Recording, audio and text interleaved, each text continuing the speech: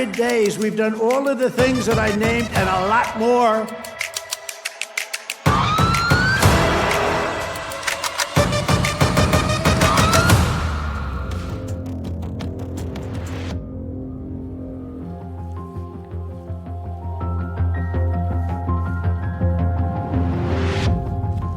Hello and welcome to this very special episode. Today, in fact, is the 100th day of the second term of President Trump. His administration has been at the forefront of a lot of news, in fact. But there's one thing that one can say about the administration. It has been anything but predictable. And to celebrate his, eventful presidency, President Trump also spoke at a Michigan rally for 90 minutes, no less, viewers. And we're not going to take that long, but we're going to speak.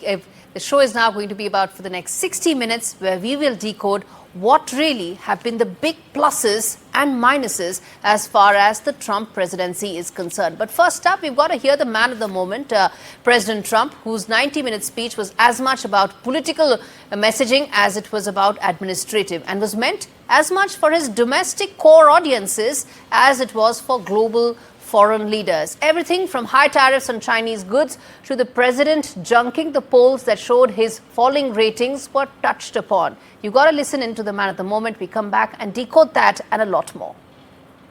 In 100 days, I've taken more than 1,000 executive actions, but we're ending the inflation nightmare, the worst that we've had probably in the history of our country, getting woke lunacy and transgender insanity the hell out of our government.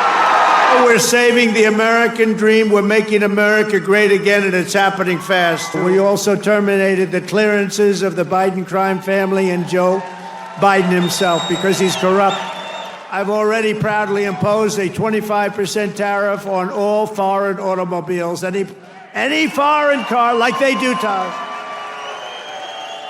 This is going to create more jobs in this. They're coming from all over the world to see you, President. They're coming from India. They're coming from France. They're coming from Spain. Yeah, they're coming from China, too. Yeah, they're coming from China. They're coming from all over the world to see you, President. They want to make a deal.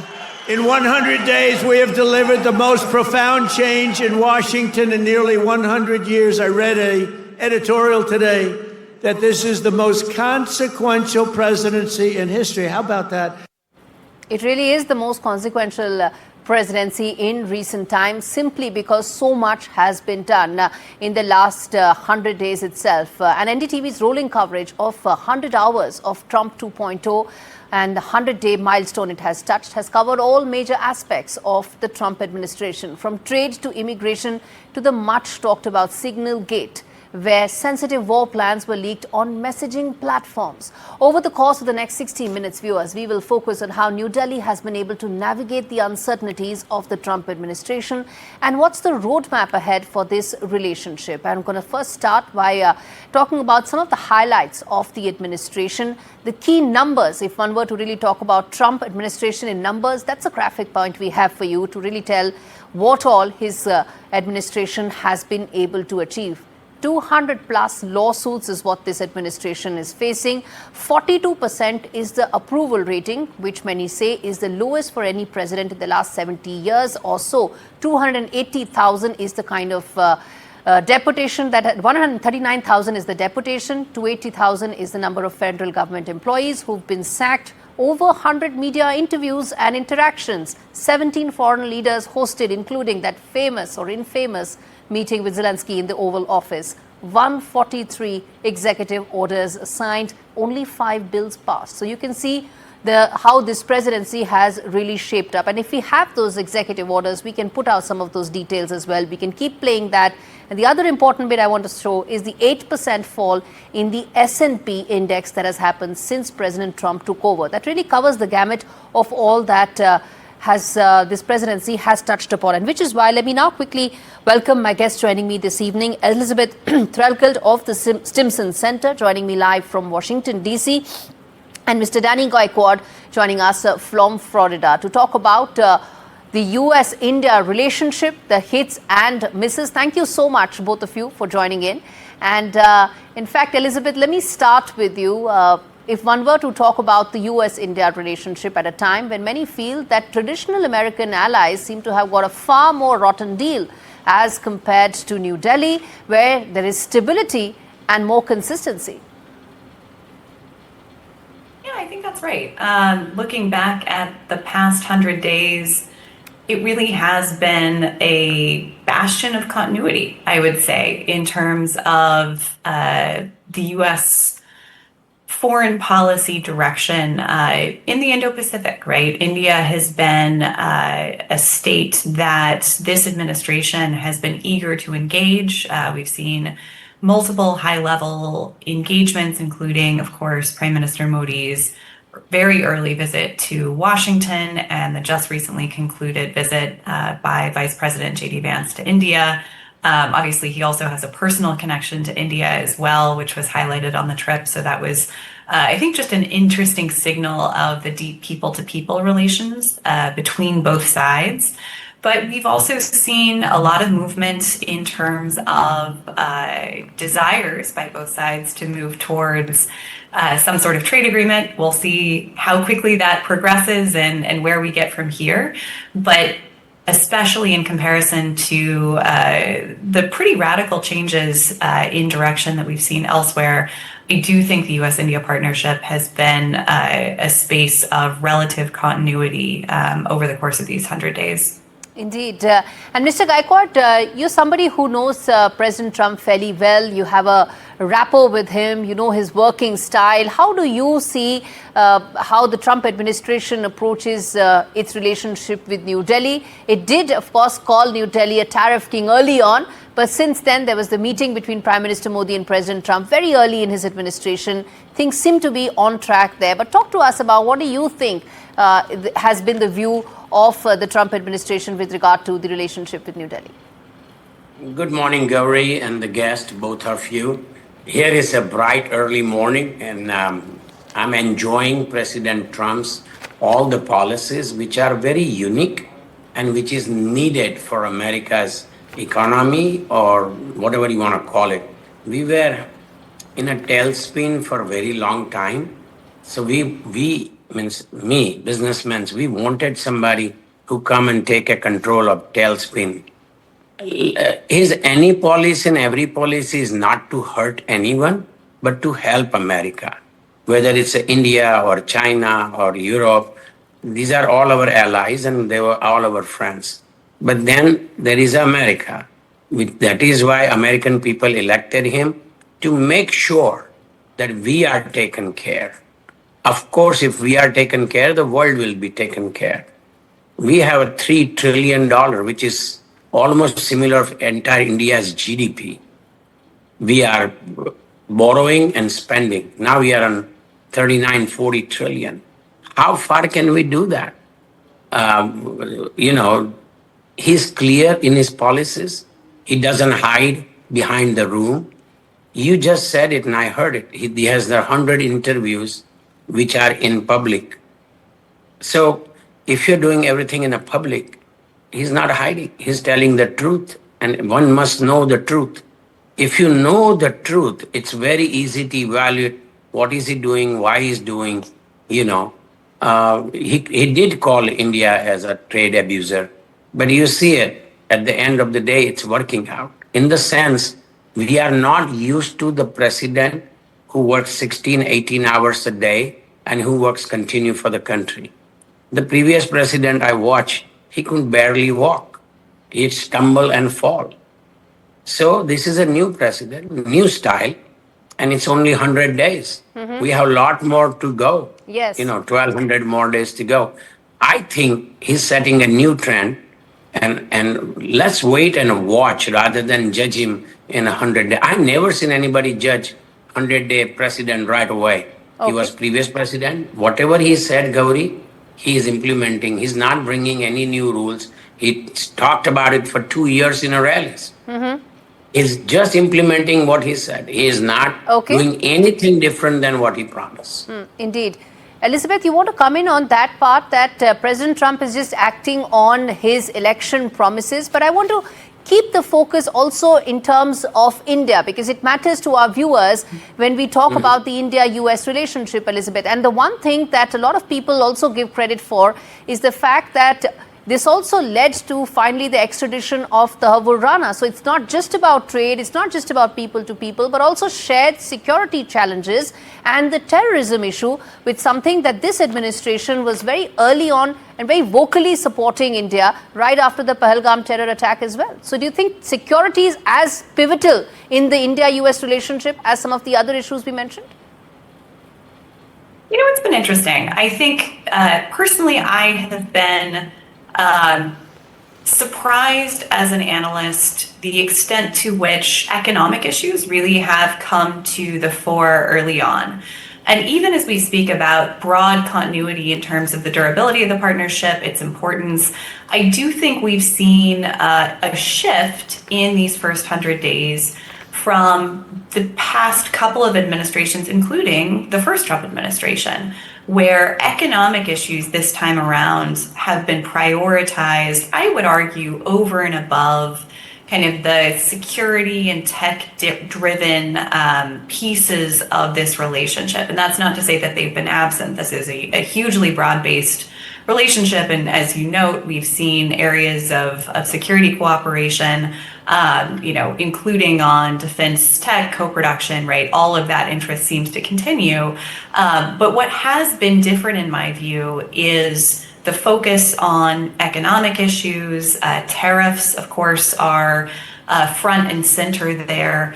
And I read that as this administration's prioritization of economic issues, really for domestic political concerns, right? Vice President J.D. Vance spoke about President Trump's desire to rebalance America's economic relationship with the rest of the world. And so with that has come some strife in the U.S.-India relationship. The other piece of this as well that we haven't touched on is immigration. And we've seen the visuals of those deportation flights going back, right? That's a hugely politically sensitive topic. But the Modi administration thus far has been relatively muted in any sort of criticism or response. And so, we can imagine going forward, not to get ahead of ourselves here, I think a lot will depend on what happens with these trade negotiations that are in process. There's a sense of urgency in this White House to check that box to move ahead, because there have been a range of areas identified for future cooperation between the two sides. But I do think in these first 100 days, it's been the economic issues, and really from, as President Trump campaigned on, an American first perspective, that have been in the lead in terms of how his administration has approached its relationship with India. Absolutely. Trade, immigration are essentially the two main aspects. Trade being, of course, the primary aspect as far as Trump administration so far has been concerned about. And we're going to come to that also in a bit later. But the big picture, as you rightly mentioned, the broader relationship, the technology aspect of it, tech flows, defense, those are the other larger pieces, and the geopolitical goals and alignment as well. Given the fact this year, a Quad will be hosted by India later this year, and it will, of course, host the heads of state meeting as well. Very quickly, before we slip into that break, Mr. Gaikwad, let me bring you in on some of these aspects. What about the technology aspect, the geopolitical aspect? Do you think all of that is not at front and center, and it is trade that is really the primary issue through which, or the lens through which, relationships are being viewed by the Trump administration? So let's talk about security, which is paramount for any country. It was shame that so many people were slaughtered, and it has shaken the India, and also we are almost come on the brink of war. Imagine just one incident. So geopolitical is so much connected with America. If America and India do the perfect cooperation in intelligence and all that, America is very ahead in the Pakistan region. We should take the best help President Trump is always ready to offer against any and every terrorist in the world. So that is the first thing. Second, as you mentioned, immigration is important, but it is not the paramount, because every country has its own right. But I think, me being a tourism guy for state of Florida. I was chairman of state of Florida tourism called Visit Florida. If there is no security, there is no tourism. There is no local tourism. There is no domestic tourism. There is no international. It will hurt India most than anything else. So in my mind, it's very important that America is our best ally to the India as of today. Okay. For the intelligence and have a geopolitical relationship. You have China knocking your doors in 21, attacked India on the northern region. Now you have Pakistan. We have a lot more problems than we can handle. All right. Okay, I'm going to slip into that very short break, come back and talk more on this, along with, of course, defense cooperation. That is another key area of focus between the two countries, along with technology priorities. Stay with us. Rolling coverage of 100 days of Trump 2.0 continues right here on NDTV.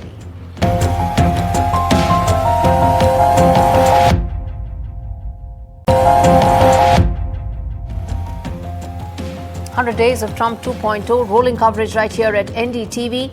And it's now time to focus on the US-India relationship through the prism of some of the other strategic factors that are bringing New Delhi and Washington, D.C. closer. Technology being one of them, and of course, defense cooperation being the other. Now, if one were to talk about the defense cooperation aspect, Elizabeth, the U.S. does intend to boost defense sales. It wants to do more co-production when it comes to defense in India. There's also defense technology that is being boosted, whether it is in space, in missile, across the board, maritime. These are also very important objectives, something that even the Vice President mentioned when he was here. So one, of course, is the wheel and the pivot around the economic aspects of the relationship. But some of the other aspects, how important do you think they are in terms of driving this forward? Because if one were to talk about, one thing is the 100 days gone by, what about the remaining 1,300 days going forward?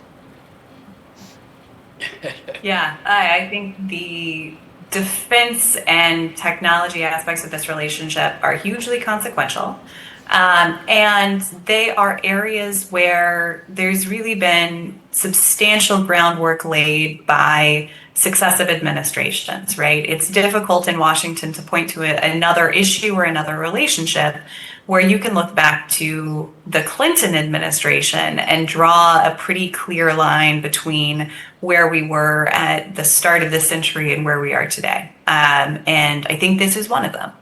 And, the challenges that we face in that space are on the Indian side, a desire for greater transfer of technology. On the US side, continued sensitivities over ITAR and kind of meeting expectations, right? Getting to a place where both sides are able to move forward with some of these really consequential co-production deals. For example, we're talking about new procurements and co-production for the Javelin, for the Stryker. These are systems that had been under discussion in the previous administration as well. And I think, one thing I would highlight in this space is the urgency and the sense of speed that this administration in the US seems interested in, right?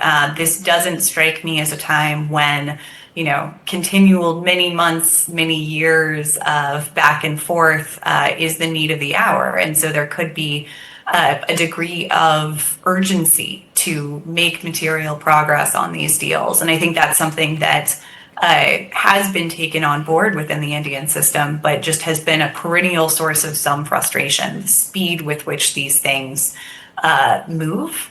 We've also heard, about the F-35. It sounds like there's interest from the U.S. administration. I guess my advice would be let's move forward on the systems that are already in the docket and demonstrate that there is ability to move quickly on these deals, to continue to build trust. But those deals, that additional source of investment from Indian companies to the U.S., this administration has been very clear that they are seeking additional Indian defense procurements from the U.S.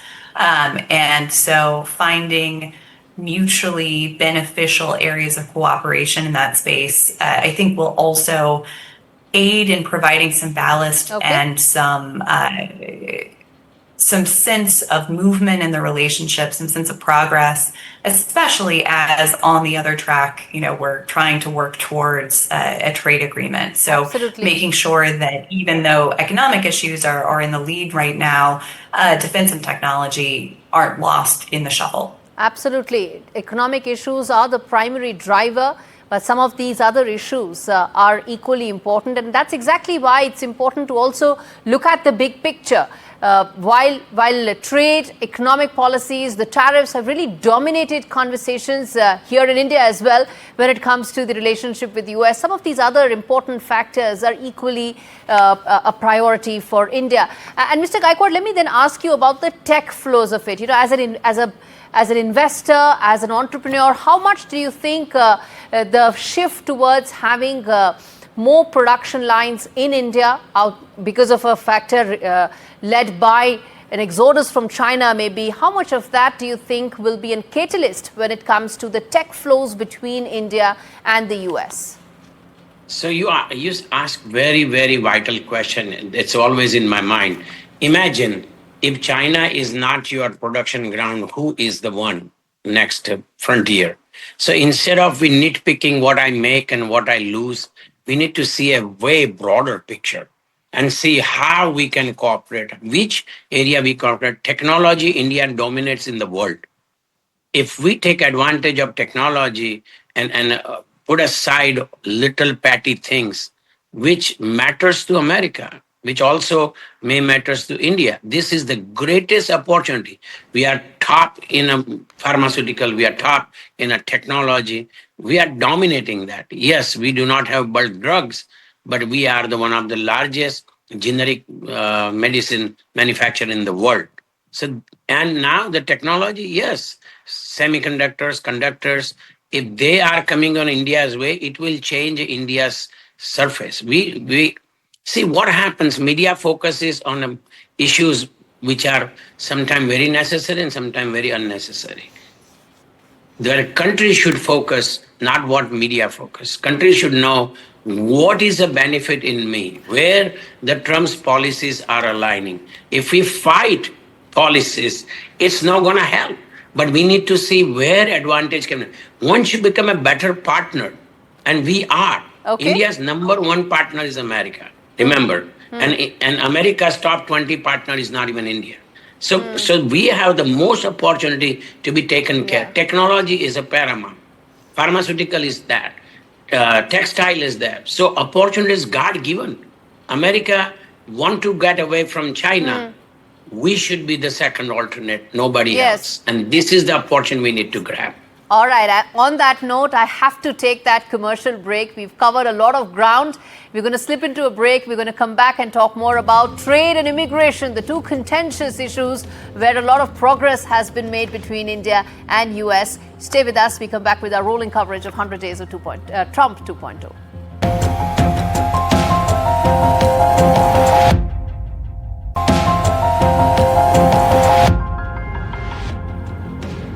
100 days of Trump 2.0, and we at NDTV have been bringing you all the insights, perspectives, stories and views that matter, that help decide, decode what is the relationship between India and US till now, how it has benefited and what is the roadmap ahead. On your screens are some numbers that really encapsulate what the Trump presidency has been all about. That tells you the number of bills passed, the executive orders that have been signed, where those executive orders have been prioritized, and of course also the number of times that some of these issues have landed the Trump administration in courts. And in fact, on your screens, we are going to first, over the course of the next 30 minutes, we are now going to focus on the two important issues, which is trade and immigration, the two issues that really are at the heart of the impact that New Delhi has faced from the Trump administration. Trade first, because this administration views trade at the very center of any bilateral relationship. And before I go any further, I want to play out this soundbite by President Trump on the trade deal with India that is progressing rapidly. India is coming along great. I think we'll have a deal with India. The Prime Minister, as you know, was here 3 weeks ago, and they want to make a deal. We'll see what happens. Thank you. Thank you. All right, Mr. Danny Gaikwad, Mr. Bharat Barai, and in fact, Mr. Srini Raghavan are with me to talk more about, well, the two aspects of the India relationship, the trade and the immigration part of it. We just heard President Trump where he said that a deal with India is likely to happen fairly soon. Treasury Secretary has said that it could be the first off the block, really. And Dr. Barai, thank you so much for joining me right now. Very good morning to you as well, sir. Let me start by asking you, how much of a breakthrough will this be for the India-US relationship? If the trade deal is done and dusted and prioritized and finished, will it then allow the relationship to probably move forward and address some of the other issues as well? Yes, psychologically, yes. India, Japan, and South Korea, they are trying to work out the deal, and I hope India is the first one to do it. It will not only help India's manufacturing, but it will also improve the relationship. You know, the government of India under Prime Minister Modi has taken a very wise approach. Instead of trying to have knee-jerk type of reaction that, oh, if you impose tariffs on us, we are also going to impose counter tariffs on you, they took a smart approach, negotiated the deal, and now if the deal is negotiated and India has much lower tariffs or no tariffs, depending upon what it comes out, many of the manufacturing industries will try to shift to India because when they export to USA, they will have much lower duty or no duty. I heard that Apple is trying to move all the manufacturing of the iPhones, which will be exported to USA from China to India. So that's a very smart move on part of government of India, and I hope it is successful. And when you are cooperating in the trade, it also fosters a general relationship between the two countries, will help in immigration, will help in defense, it will help in every area. Indeed. And in fact, let me put that across to Mr. Gaikwad as well, which is that when we are talking about some of the other aspects of this deal and the trade relationship being at the center of it, okay, I think there's an audio issue. We're going to fix that in just a bit. And I'm also going to, in fact, get in US ISPF expert in just a bit to talk more about the trade aspect also. But Mr. Raghavan, I want to understand from you, when we talk about the trade deal with India, the fact that it is in its final stages of closure, what do you think is the kind of messaging and impact this will have on the larger India-US relationship? Thank you, Gaurie, and good morning, good evening to everybody. I think tremendous is the word. It's going to have a tremendously positive impact, and I think being first to the table, like Mr. Bharat was pointing out, I think was the key, right? You can see this dichotomy. India really wanting to play a positive role, and obviously the relationships between President Trump and Prime Minister Modi are a catalyst. So that's very, very observable, right? But once you have that, I think India putting the hard work and along with the US to try to really make this a fair deal for both, I think will have a hugely positive impact, not just on trade, but I think overall cooperation. Because again, you got to view trade in just not the context of trade, but overall geopolitics. It's a flow of money, essentially, right? So if we can, as India, take a better position and come in and probably beat China, which I don't see any signs from China to making a trade so far, I think it'll cut off a lot of the money route. With a lot of the geopolitical conflicts going on, whether it's Pakistan or whether it's Russia. I mean, we don't have to say it, but you know who's behind a lot of this stuff or where the money is flowing from. So I think it will have hugely positive consequences. India is obviously going to shoot up to the top of the radar. And I think India will become a major force, major ally within the South Asia region for the US. That's exactly what I wanted to understand. I'm going to speak to Mark Lingscott in just a bit about the nitty-gritties of the trade deal. But this is a conversation that is focused on trying to understand the larger ramification of getting that trade deal done early on in the administration. Which brings me to ask the other issue, Dr. Barai, which is something that the Indian-American community has also been facing and dealing. That is the issue related to immigration. It impacts India on many levels, whether it's the F1s, visas, whether it is the H1B, or in fact, even senior citizens being impacted, those who've spent outside of the US 180 days or more. How do you see that issue, sensitive, contentious, politically important at the same time, being addressed between the two sides? You know, this has been way, way overblown. There are very, very small number of people who are affected, either those people who stupidly participated in demonstration in front of the Hamas terrorists at the universities, and you are talking about maybe few. Most of the Indian Americans, and there are 5.5 million of us in the United States, they are feeling fine and we have no effect whatsoever. F1 visa, again, they are going to be issued to the Indian students just like before. Visitors visa are going to be issued to the Indians just like before. Yes, there will be scrutiny, and those people who are participating in anti-US propaganda, they will be scrutinized and probably not offered the visa. But that's not what 99.9% of the Indians do. So I think this issue is way, way overblown. Yes, there were illegals who were coming from Mexico border, some from Canada border. They are not coming anymore because they realize what will be the consequences. And really, no country should allow illegal immigration.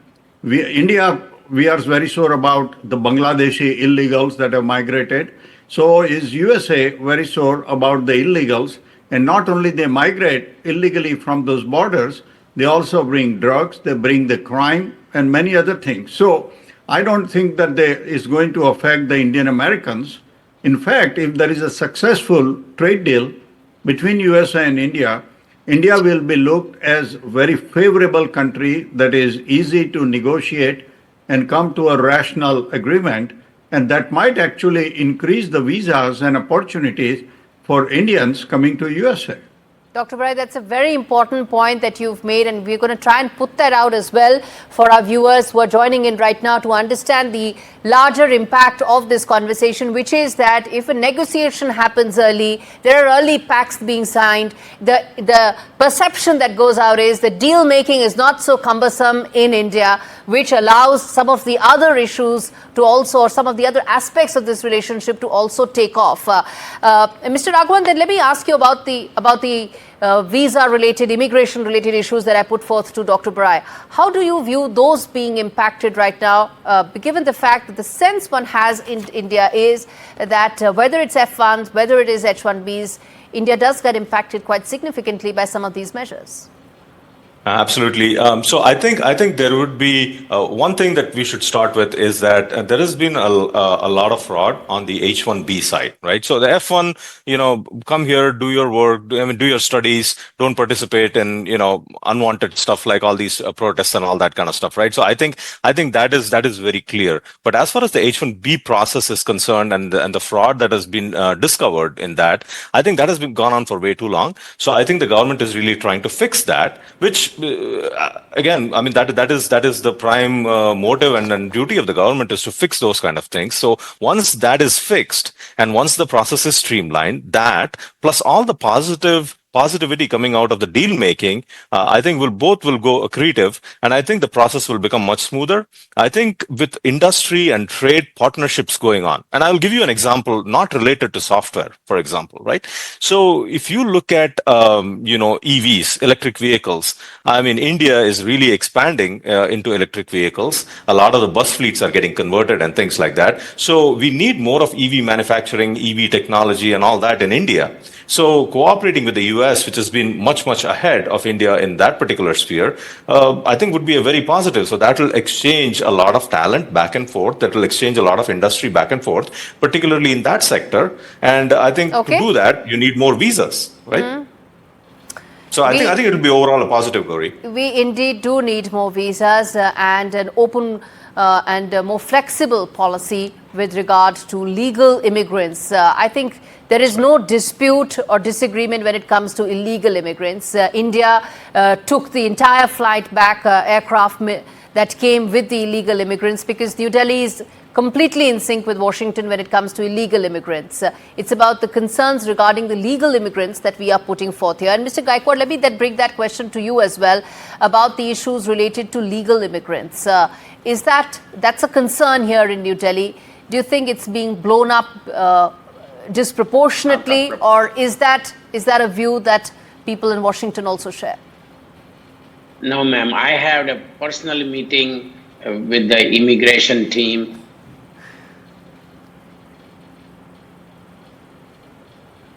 I attended last 4 seminars there. There is no India against any feelings or anything. But if country has a certain rule, then we have to follow them, nothing else. Matter of fact, India is the most favored. I still know India has the highest H-1B visas out of any country today. So if you look at the visitors, we are on the forefront. If you look at any other visa category, we are ahead. We have million plus H-1B visas people in America. So many country has. India has a clear advantage to work with America and not to criticize them and not, put any stupid statements because that will hurt us. Trump is very conscious. He's saying in a first term also that he want merit-based immigration, which I agree 100%. Because if we come with a merit-based immigration, we will be the most benefited because we have a highly educated, from masters to PhDs to doctors, we have it. Yes. And that pool we can supply to the America with the American will. So I think we have tremendous opportunity. Rather than we going in a little petty stuff, this guy is been sent back. Yeah, if you're illegal, we're gonna send you back. I mean, which country wants illegal to stay in their country? And first of all, illegal has no rights. I want more rights for those who come on a legal immigration. Correct. Not illegal. I'm least concerned. Correct. And you said properly.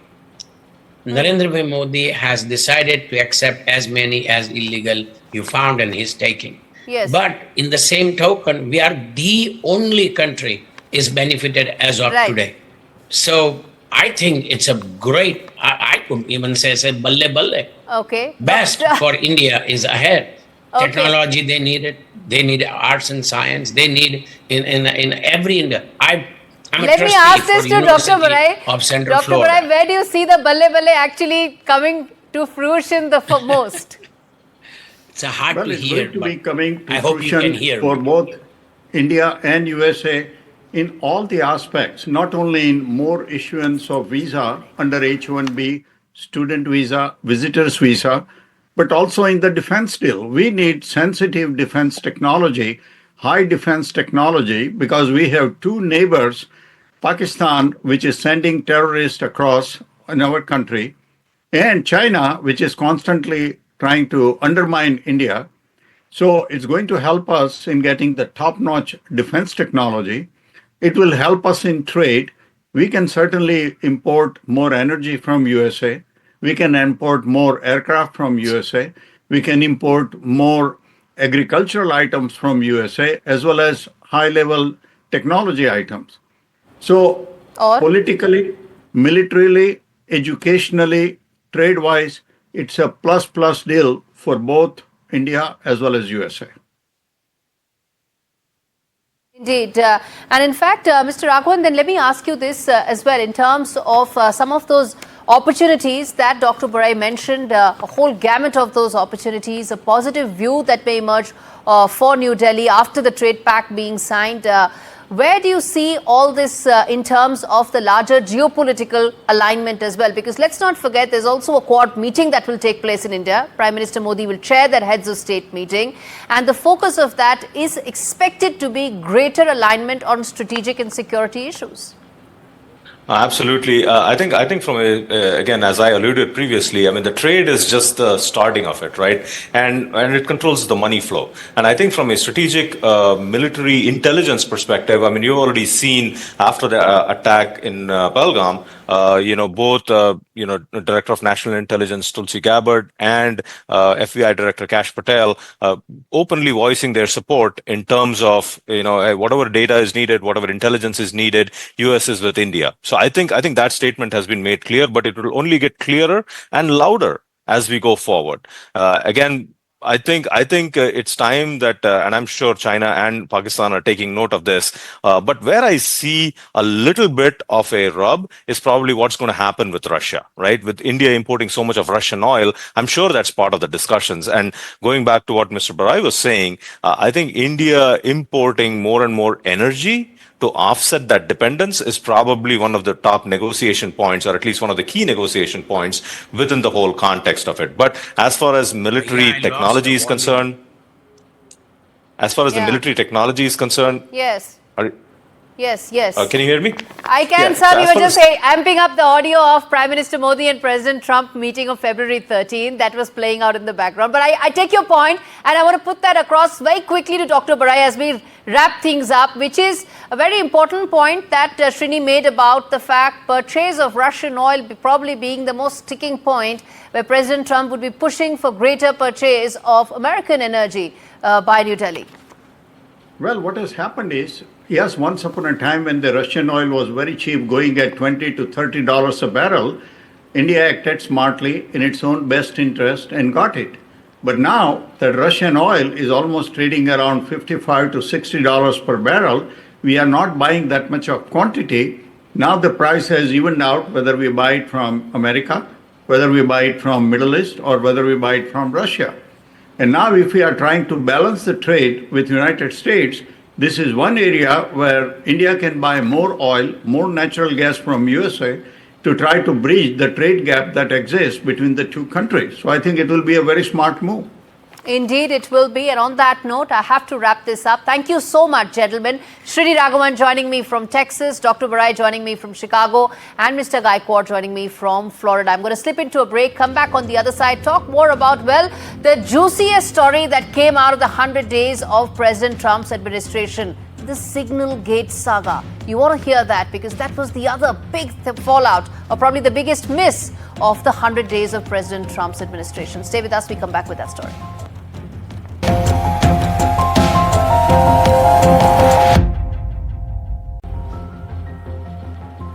100 days of Trump 2.0, and the one big controversy was the Yemen war plans being leaked on a chat on a messaging platform. And that was the Signalgate saga. What was it all about, and how close was the administration in terms of those war plans being leaked, and what was the larger impact of that? We decode in this report that's been filed by my colleague Disha Bagchi. The first 100 days of US President Donald Trump's second administration has had many twists and turns. But perhaps the most significant disruption to hit this administration so far has been the explosive Signalgate scandal, a massive national security lapse that shook Capitol Hill and sent senior-most national security officials in the administration scrambling after they were found discussing plans to strike Yemen's Houthis on the American messaging app Signal. Let's take a quick look at what happened. On March 11th, US NSA Mike Waltz created a group chat on Signal to discuss plans on bombing Houthi targets across Yemen. Over the next few days, top officials, including US VP J.D. Vance, Defense Secretary Pete Hegseth, CIA Chief John Ratcliffe, among others, discussed key details of the upcoming strikes, all witnessed by Atlantic Editor-in-Chief Jeffrey Goldberg, who was accidentally added to this chat by Mike Waltz. Almost 10 days later, Goldberg published an explosive article on The Atlantic, revealing specific details of the Signal conversation, but stopping short of sharing the complete chats, which included Pete Hegseth sharing the exact timeline of the strikes, given Goldberg felt that the nature of the chats was classified. For the next 48 hours, the Trump administration downplayed the leaks, with Donald Trump calling it not a serious security lapse, saying that they won't use Signal anymore. Meanwhile, Mike Waltz took full responsibility for the lapse, calling it a mistake. But Pete Hegseth doubled down and said that no classified details were shared, and calling the US mission in Yemen a success. Meanwhile, Tulsi Gabbard testified in Congress and said that no classified information was shared.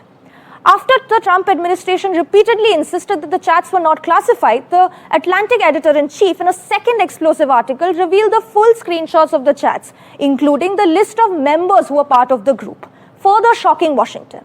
So what was the aftermath of the scandal? While the White House launched an internal probe into the matter, Democrats were furious, demanding that Waltz and Hegseth resign. But US President Trump backed his administration. He backed Mike Waltz and Hegseth despite these leaks. With that, it's a wrap on this edition of our very special show on 100 Days of Trump 2.0. Thank you so much for tuning in.